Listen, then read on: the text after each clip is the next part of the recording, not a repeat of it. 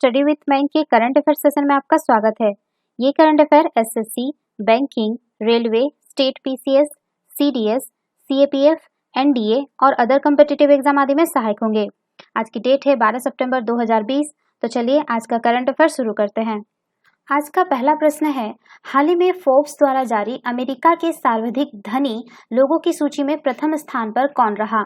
Option A Jeff Bezos, option B Bill Gates, option C Mark Zuckerberg, option D Warren Buffett. देखिए, America में के सर्वाधिक धनवान लोगों की सूची में अमेजन के संस्थापक जेफ बेजोस लगातार तीसरे साल पहले स्थान पर रहे। सबसे धनी अमेरिकी लोगों की फोर्ब्स की सूची में बिल और मेलिंडा गेट्स फाउंडेशन के बिल गेट्स दूसरे स्थान पर रहे। 400 लोगों की सूची में इस बार 7 भारतवंशी भी शामिल हैं। कोरोना महामारी के इस दौर में भी अमेरिका धनवानों की संपत्ति में भारी वृद्धि हुई है। सूची में शामिल 400 लोगों की कुल संपत्ति 32 खरब डॉलर लगभग 2400 खरब रुपये है, जिसमें साल के मुकाबले कुल संपत्ति में 240 अरब डॉलर की वृद्धि हुई है। इस सूची में 7 भारतीय अमेरिकी लोगों ने भी जगह बनाई है। इनमें साइबर सिक्योरिटी फर्म जेटस्केलर के सीईओ जे चौधरी, स्विनी टेक्नोलॉजी ग्रुप के संस्थापक चेयरमैन रोमेश बधवानी, ऑनलाइन सामान पहुंचाने वाली कंपनी वेफेयर के सहसंस्थापक और CEO Neeraj Shah, Silicon Valley venture capital firm Khosla ventures के संस्थापक विनोद खोसला, शेरपालो वेंचर्स के partners Kavitark Ram Shriram, airlines veteran Rakesh Gangwal और वर्क डे के सीईओ एवं सह संस्थापक अनिल भूसरी शामिल हैं। इस सूची में फेसबुक संस्थापक मार्क जुकरबर्ग की संपत्ति के साथ तीसरे स्थान पर है। वर्कशायर हैथवे के सीईओ वॉरेन बफे चौथे स्थान पर है। तो इसका सही आंसर होगा ऑप्शन ए जेफ बेजोस। चलिए नेक्स्ट क्वेश्चन पे चलते हैं।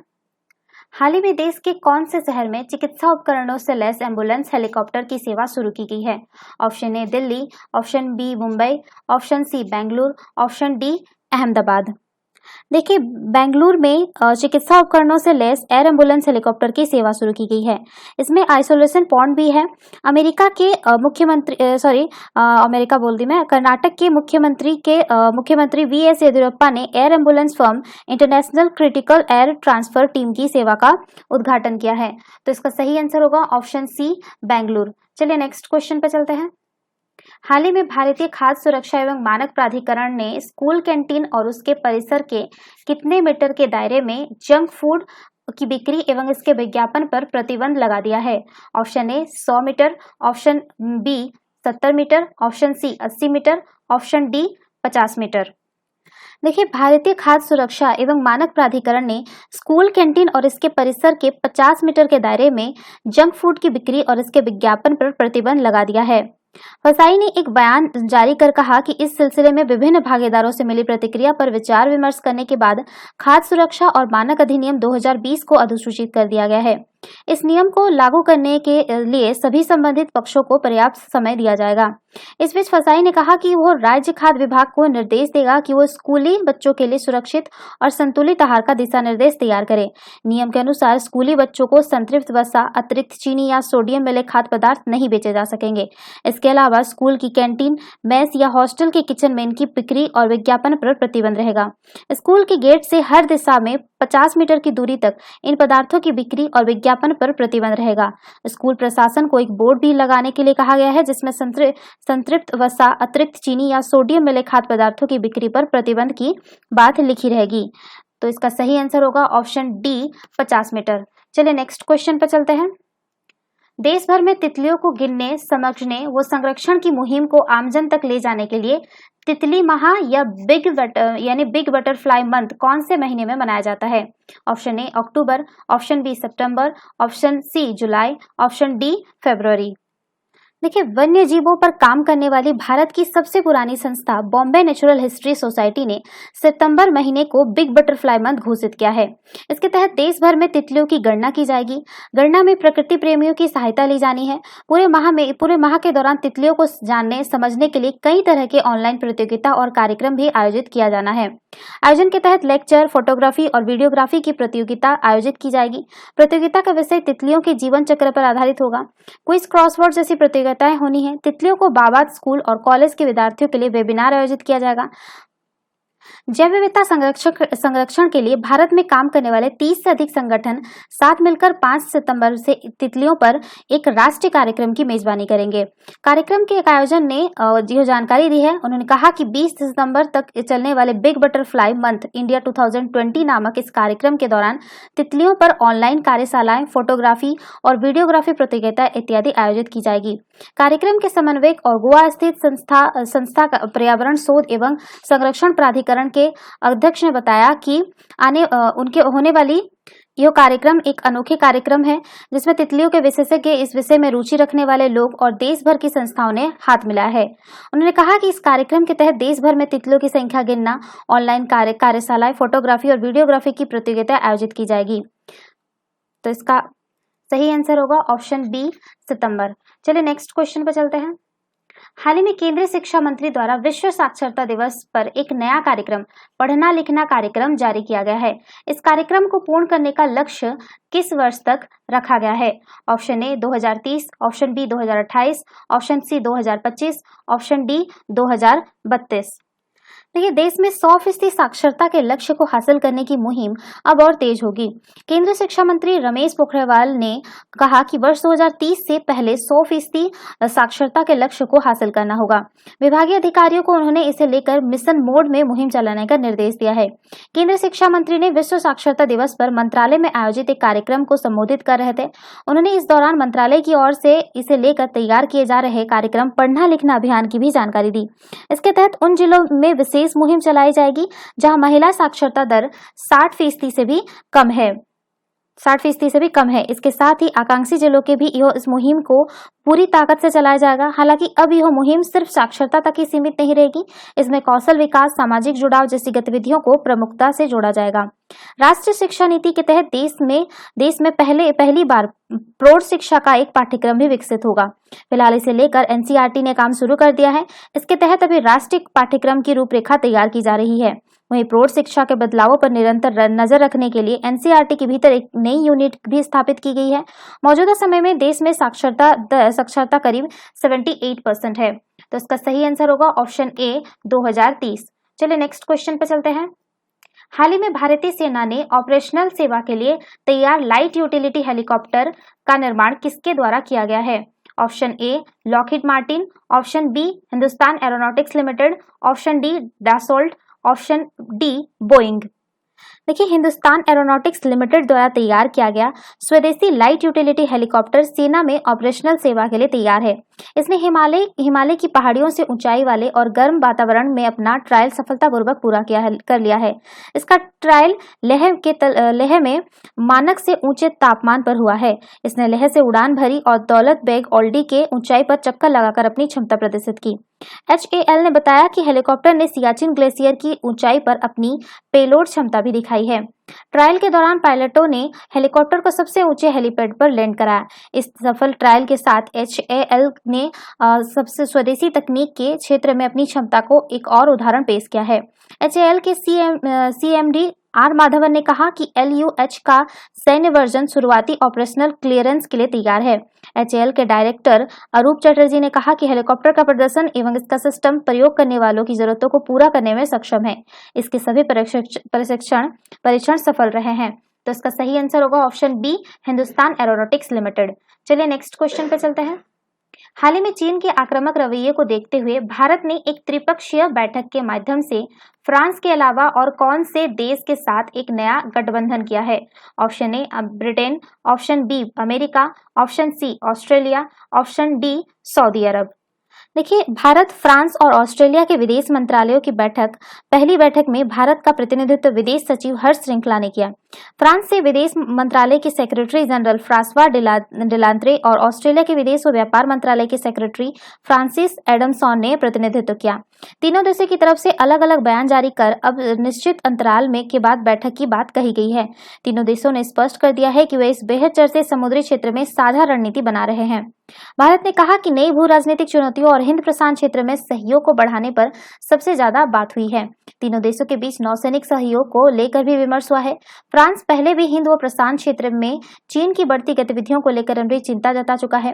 बयान में कहा गया कि तीनों देश आपस में ऐसा संबंध विकसित करना चाहते हैं जिससे शांतिपूर्ण व सुरक्षित हिंद प्रशांत क्षेत्र में कानून समस्त व्यवस्था बनाई जा सके। सूत्रों का कहना है कि भारत, फ्रांस और ऑस्ट्रेलिया के विदेश मंत्रियों की बैठक भी जल्द आयोजित की जा सकती है। फ्रांस पहले से ही भारत का एक बड़ा रक्षा साझेदार है। ऑस्ट्रेलिया के साथ भी हाल ही के दिनों में भारत की रणनीतिक साझेदारी बढ़ी है। सितंबर के अंत या अक्टूबर की शुरुआत में भारत, अमेरिका, जापान के साथ ऑस्ट्रेलिया के विदेश मंत्रियों की बैठक नई दिल्ली में ही आयोजित करने की तैयारी चल रही है। 4 देशों की इस गठबंधन को क्वाड नाम दिया गया है।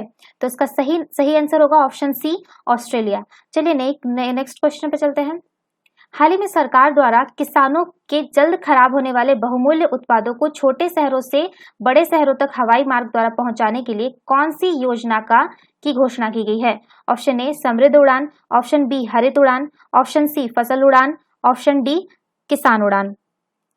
देखिए, कृषि क्षेत्र में कानूनी सुधार का असर अब जमीनी स्तर पर तेजी से दिखाई देने लगा है। देश के एक हिस्से से दूसरे की मंडियों में कृषि जीन्स पहुंचने का सिलसिला तेज हो गया है। किसान ट्रेन की सफलता के बाद अब सरकार जल्दी ही कृषि उपज का पंख लगाने जा रही है। इसमें ताजा फल, फूल और सब्जियों के बड़े शहरों तक जल्द पहुंचाने में सफलता मिल जाएगी। कृषि जिन्सों में निर्यात में भी इसमें उछाल आएगा। सरकार जल्द ही किसान उड़ान योजना शुरू करने की तैयारी में है। किसान ट्रेन की पहली शुरुआत 7 अगस्त को महाराष्ट्र और बिहार के बीच हुई थी। इसके नतीजे उत्साहजनक रहने के बाद भारतीय रेलवे और कृषि मंत्रालय के संयुक्त प्रयास से दूसरी किसान ट्रेन को हरी झंडी दिखाई गई थी। यह ट्रेन आंध्र प्रदेश के अनंतपुर से दिल्ली तक चलेगा। लगभग 2500 किलोमीटर की दूरी तय करने वाले इन ट्रेन के रास्ते में जितने भी कृषि उत्पाद वाले राज्य व स्थल होंगे उन्हें लाभ मिलेगा। पहली किसान ट्रेन पश्चिम से पूरब को जोड़ रही थी तो दूसरी ट्रेन दक्षिण से उत्तर को जोड़ेगी। वायु मार्ग से विभिन्न राज्यों और शहरों को जोड़ने के लिए क्षेत्रीय संपर्क के तहत उड़ान योजना चल रही है, जिसमें अब तक 250 से अधिक छोटे शहरों को उड़ान योजना से जोड़ दिया गया है। इनके बीच विमान संचालित करने की योजना शुरू कर दी गई है। कई मार्ग पर विमानों की आवाजाही शुरू भी हो गई है। इसी के साथ इन हवाई अड्डों से अब किसान उड़ान के तहत कार्गो विमान भी उड़ान भर सकते हैं। इससे किसानों के जल्द खराब होने वाले बहुमूल्य उत्पाद छोटे शहरों से बड़े शहरों तक पहुंचाए जाएंगे। तो इसका सही आंसर होगा ऑप्शन डी, किसान उड़ान। चलिए नेक्स्ट क्वेश्चन पे चलते हैं। हाल ही में अमेरिका की एरोस्पेस कंपनी नॉर्थरॉप ग्रुमेन ने अब अपने अगले अंतरिक्ष यान का नाम भारतीय मूल के किस अंतरिक्ष यात्री के नाम पर रखा है? Option A Ravish Malhotra, option B Sunita William, option C Kalpana Chawla, option D Rakesh Sharma. देखिए, अमेरिका की एरोस्पेस कंपनी नॉर्थरॉप ग्रुमेन ने अपने अगले अंतरिक्ष यान को भारतीय मूल की अंतरिक्ष यात्री कल्पना चावला का नाम दिया है। चावला अंतरिक्ष में जाने वाली पहली भारतीय महिला थी, जो वर्ष 2003 में एक अंतरिक्ष यान दुर्घटना में कल्पना चावला समेत 7 अंतरिक्ष यात्रियों की मौत हो गई। उनका जन्म हरियाणा के करनाल में हुआ था। कंपनी ने एक बयान में कहा कि भारतीय मूल की पहली अंतरिक्ष यात्री के रूप में नासा के साथ इतिहास रचने वाली कल्पना चावला के सम्मान में नामकरण किया गया है। NG-14 सिग्नेट एस स्पेसक्राफ्ट को पूर्व अंतरिक्ष यात्री कल्पना चावला का नाम देने पर गर्व हो रहा है। मानव अंतरिक्ष अभियान में उनका योगदान उल्लेखनीय था। SS कल्पना चावला अंतरिक्ष यान को इंटरनेशनल स्पेस स्टेशन के लिए 29 सितंबर को रवाना किया गया। इसके जरिए ISS के लिए 3629 किलोग्राम सामग्री की आपूर्ति की जाएगी।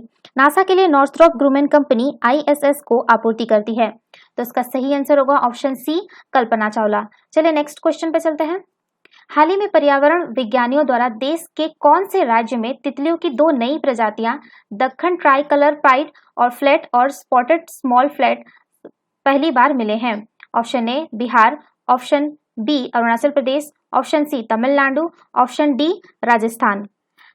देखिए, राजस्थान के पर्यावरण विज्ञानी और टाइगर वॉच के field biologist doctor Dharmendra Khandal एवं दक्षिण राजस्थान के जैव विविधता संरक्षण के लिए कार्य कर रहे उदयपुर के पर्यावरण विज्ञानी डॉक्टर सतीश शर्मा ने राज्य के सवाई माधोपुर के रणथंभौर बाग परियोजना क्षेत्र में बाहरी भाग में इन 2 तितलियों की प्रजातियों को खोजा है। डॉक्टर सतीश शर्मा ने बताया कि परियोजना क्षेत्र के बाहरी भाग में इनके द्वारा राजस्थान की सुंदर तितलियों में सुमार, Deccan tricolour pied flat जिसको कोलाडियल इंद्राणी इंद्रा भी कहते हैं तथा स्पॉट स्मॉल फ्लैट जिसको सारंग एसास पुरेंग सती नामक 2 नई प्रजातियां खोजा गया है। इन दोनों की तितलियां हेस्पेरोडी परिवार की हैं। बात करें जो ये तितली है दक्कन ट्राई कलर पाइड के बारे में, तो डॉक्टर सतीश शर्मा ने बताया कि कॉलेडेनिया इंद्राणी इंद्रा के पंखों की ऊपरी सतह सुनहरी पीले रंग की होती है, जिस पर पहली जोड़ी पंखों की बाहरी कोर वाले बॉर्डर वाले चार चार अर्ध पारदर्शक सफेद धब्बे होते हैं। अन्य दो दो छोटे छोटे धब्बे विद्यमान होते हैं। पिछली जोड़ी पंखों पर काले धब्बे होते हैं। इस तितली का धड़, पेट व टांगे पीली तथा आंखें काली होती है। पंखों के कोर काले होते हैं, जिनमें कुछ कुछ दूरी पर सफेद धब्बे होते हैं। पिछले पंखों पर सफेद धब्बे पाए जाते हैं।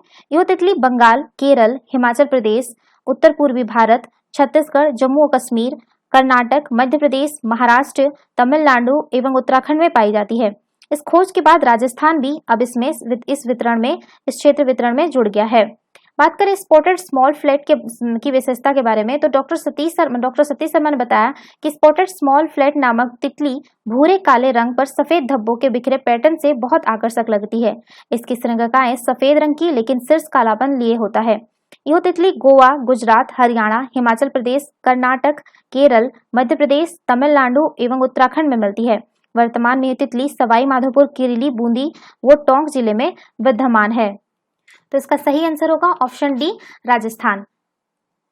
तो ये थे आज के करंट अफेयर। वीडियो पसंद आए तो लाइक, शेयर और कमेंट करना ना भूले, साथ ही साथ चैनल को सब्सक्राइब करना ना भूले। Thanks for watching. Have a nice day. Take care.